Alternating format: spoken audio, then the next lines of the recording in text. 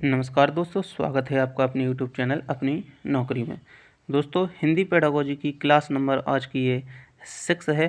तो चलिए वीडियो को शुरू करते हैं। वीडियो शुरू करने से पहले अगर आप MP टेट की तैयारी कर रहे हैं और आपने अभी तक प्रैक्टिस सेट नहीं लिए हैं तो सबसे अच्छे प्रैक्टिस सेट परीक्षा ऐप के द्वारा दिए जा रहे हैं, जो कि 299 में उपलब्ध हैं। कितने में? 299 में। लेकिन आपको ये 299 में नहीं लेने हैं। अगर आप APN कोड यूज करते हैं APN 50 तो आपको 50% डिस्काउंट के साथ 149 में मिल जाएंगे, जिसमें कि 20 टेस्ट हैं, 20 फुल लेंथ टेस्ट उपलब्ध हैं। तो आप इनको देख सकते हैं और एक फ्री टेस्ट भी दिया गया है, तो आप उनको डेमो लेके देख सकते हैं, एक टेस्ट दे के कि सिलेबस को कवर करता है कि नहीं। तो डेमो ज़रूर लें, अगर पसंद आए तो APN 50 कोड यूज करके ख़रीदें। चलिए वीडियो शुरू करते हैं। और हाँ, अगर कोई वर्ग 3 का कंप्लीट वीडियो कोर्स लेना चाहता है तो अभी उसकी प्राइस थी पहले 1999 मतलब 1999, जिसको अगर आप APN 50 कोड यूज करके ख़रीदते हैं तो आपको 999 में मिल जाएगा। चलिए चलते हैं अब आज के प्रश्नों पर। आज का प्रश्न है, पिछले वीडियो में हमने प्रश्न क्रमांक 15 तक डिस्कस कर लिए थे। अब आगे के प्रश्न है, सामाजिक अध्ययन की शिक्षण पद्धति से अभिप्राय है। अध्यापक द्वारा दिया गया भाषण, अध्यापक द्वारा पाठ्यपुस्तक का प्रयोग, अध्यापक का व्यक्तिगत तरीका या उपरोक्त सभी। तो आपको यहाँ पर बताना है कि सामाजिक अध्ययन शिक्षण जो पद्धति है उससे क्या मतलब है। ABCD। जी हाँ, तो इसका राइट आंसर हो जाएगा ऑप्शन नंबर D। सामाजिक अध्ययन विधि से अभिप्राय है कि अध्यापक द्वारा जो भाषण दिया गया है वो, और पाठ्यपुस्तक का प्रयोग कर रहा है वो भी है उसमें सम्मिलित होता है, और अध्यापक किस अपने व्यक्तिगत तरीके से पढ़ा रहा है तो वो भी उसमें सम्मिलित होता है। तो ये है सामाजिक अध्ययन की शिक्षण पद्धति। चलिए अगले प्रश्न की ओर चलते हैं। जिस विधि में अध्यापक सक्रिय व बालक निष्क्रिय रहता है। कौन सक्रिय है? अध्यापक सक्रिय है और बालक निष्क्रिय है। वह विधि कौन सी है?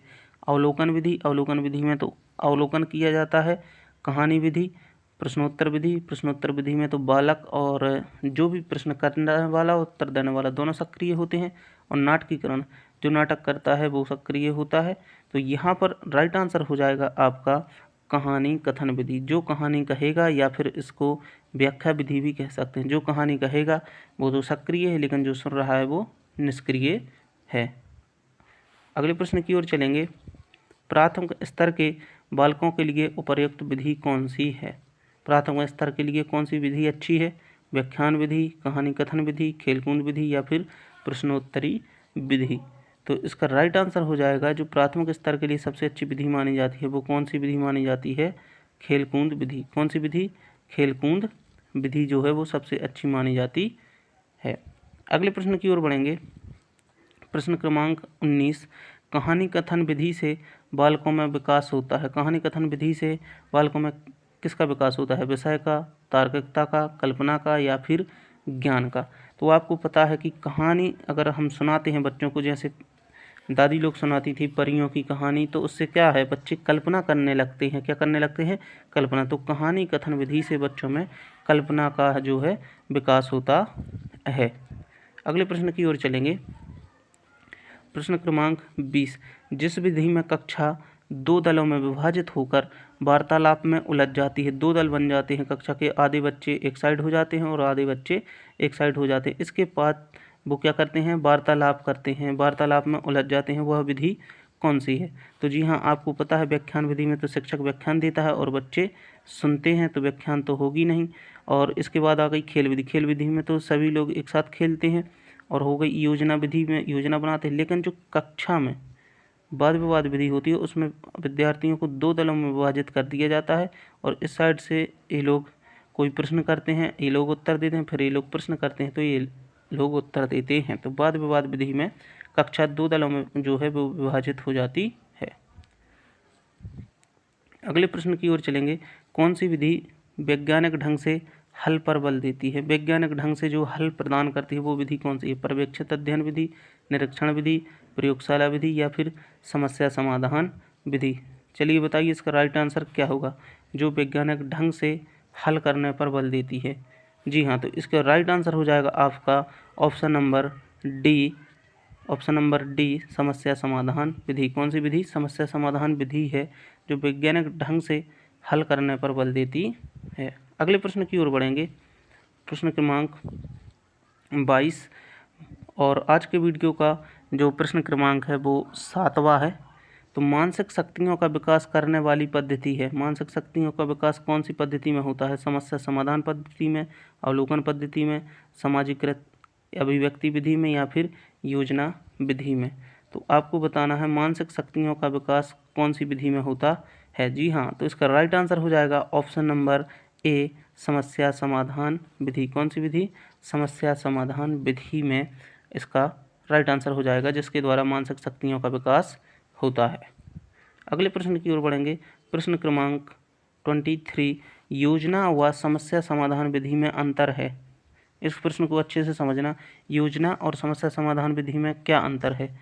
योजना व समस्या के चयन में, तथ्यों के संकलन में, निष्कर्षों की दृष्टि से या फिर उपयोगिता की दृष्टि से। अंतर कहाँ पर है इसमें आपको बताना है। योजना और समस्या विधि में अंतर कहाँ है? जी हाँ, तो इसका राइट आंसर हो जाएगा ऑप्शन नंबर सी निष्कर्षों की दृष्टि से। योजना व समस्या समाधान विधि में अंतर है निष्कर्षों की दृष्टि से। अगले प्रश्न की ओर बढ़ेंगे, प्रश्न क्रमांक 24। सामाजिक वाद विवाद कही जाती है। कौन सी विधि कही जाती है? सामाजिक वाद विवाद व्याख्यान, सामाजिकृत अभिव्यक्ति विधि, वाद विवाद विधि या समस्या समाधान विधि। तो उसमें लिखा भी हुआ है पहले से, तो इसमें ज़्यादा सोचने की बात नहीं है। तो वो होगी आपकी सामाजिक अभिव्यक्ति विधि में सामाजिक वाद विवाद भी कहा जाता है। सामाजिकृत अभिव्यक्ति विधि को सामाजिक वाद विवाद विधि भी कहा जाता है, याद रखिएगा इसको। अगले प्रश्न की ओर बढ़ते हैं। इकाई पद्धति के पद नहीं होते हैं। कौन से पद इकाई पद्धति के नहीं होते हैं? अनुसंधान, प्रस्तुतिकरण, आत्मसातीकरण और व्याख्या। इकाई पद्धति के पद नहीं होते हैं। चलिए बताइए कौन कौन से नहीं होते हैं। तो जी हाँ, इसके राइट आंसर हो जाएगा आपका ऑप्शन नंबर डी। इकाई पद्धति में अनुसंधान भी होता है, प्रस्तुतिकरण भी होता है और आत्मसातीकरण भी होता है, लेकिन व्याख्या नहीं की जाती है। तो इसका राइट आंसर हो जाएगा ऑप्शन नंबर डी व्याख्या। अगले प्रश्न की ओर बढ़ेंगे, छोटे बच्चों के लिए उपयुक्त नहीं मानी जाती है। छोटे बच्चों के लिए जो है वो सही नहीं है। कौन सी पद्धति सही नहीं है? योजना पद्धति, अवलोकन पद्धति, नाटकीकरण या फिर समस्या समाधान। छोटे बच्चों के लिए कौन सी विधि उपयुक्त नहीं है? चलिए बताइए कौन सी? योजना पद्धति, अवलोकन पद्धति, नाटकीकरण या फिर समस्या समाधान। तो इसका राइट आंसर हो जाएगा आपका समस्या समाधान, क्योंकि छोटे बच्चे समस्या समाधान नहीं कर सकते हैं। उनकी तर्क करने और सोचने समझने की शक्ति जो है वो कम होती है। जैसे जैसे उम्र बढ़ती है उनकी शक्तियाँ बढ़ती जाती हैं। तो यहाँ पर छोटे बच्चों के लिए पूछा गया है, तो यहाँ पर राइट आंसर हो जाएगा छोटे बच्चों के लिए उपयुक्त नहीं है। तो कौन सी विधि? समस्या समाधान विधि। अगले प्रश्न की ओर बढ़ेंगे, निम्न में से कौन सा पाठ्य योजना का सोपान नहीं है? पाठ्य योजना का सोपान नहीं है। प्रस्तुतिकरण, स्पष्टीकरण, प्रयोग और पुनरावृत्ति। तो पाठ्य योजना का कौन सा सोपान नहीं है? तो आपको पता है पाठ्य योजना का सोपान कौन कौन है। तो प्रस्तुतिकरण भी है, स्पष्टीकरण नहीं है। कौन कौन सा? प्रस्तुतिकरण है और प्रयोग है और पुनरावृत्ति है, बल्कि स्पष्टीकरण नहीं है। प्रस्तुतिकरण, प्रयोग और पुनरावृत्ति ये तीनों है पाठ्य योजना में सम्मिलित, लेकिन स्पष्टीकरण नहीं है। तो यहाँ पे नहीं पूछा था, तो राइट आंसर हो जाएगा ऑप्शन नंबर बी स्पष्टीकरण। अगले प्रश्न की ओर बढ़ेंगे, पाठ्य योजना विधि के जनक किस देश से संबंधित थे? प्रयोजना विधि के जनक किस देश से संबंधित थे? अमेरिका से, फ्रांस से, जर्मनी से या फिर इंग्लैंड से? तो प्रयोजना विधि के जनक कौन है? किलपैट्रिक कहाँ के थे? तो वो थे आपके अमेरिका के। कहाँ के मनोवैज्ञानिक थे? अमेरिका के। अगले प्रश्न की ओर बढ़ेंगे, प्रादेशिक विधि की स्थापना किसके द्वारा की गई है? प्रादेशिक विधि की स्थापना किसके द्वारा की गई है? डायरेक्ट प्रश्न पूछे जा सकते हैं आपके पेडागोजी में, तो इनको अच्छे से याद कर लीजिएगा। हर्बर्टसन के द्वारा, मोहात के द्वारा, ड्यूक के द्वारा या फिर डुईवी के द्वारा। तो प्रादेशिक विधि की जो स्थापना की गई है वो की गई है किसके द्वारा? हर्बर्टसन के द्वारा की गई है। किसके द्वारा? हर्बर्टसन के द्वारा। आज के वीडियो के अंतिम प्रश्न की ओर बढ़ेंगे। बहुत ही अच्छा प्रश्न है। पाठ्यक्रम में शामिल 4H में कौन सा शामिल नहीं है? पाठ्यक्रम में 4H सम्मिलित हैं, इसमें कौन सा H नहीं है?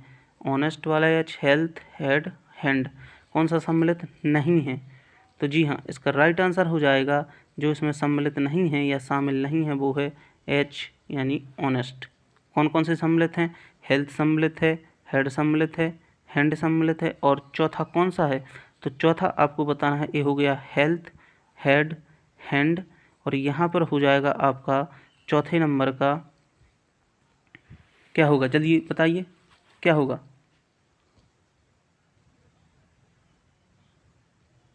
चौथा हो जाएगा आपका हार्ट। क्या हो जाएगा? हार्ट, दिल। चौथा क्या हो जाएगा आपका? हार्ट, है ना? हार्ट हो जाएगा यानी दिल। तो आज के वीडियो में इतना ही। मिलते हैं अगले वीडियो में महत्वपूर्ण 15 प्रश्नों के साथ। अगर वीडियो पसंद आता है तो वीडियो को लाइक और चैनल को सब्सक्राइब जरूर करें। मिलते हैं अगले वीडियो में। जय हिंद, जय भारत।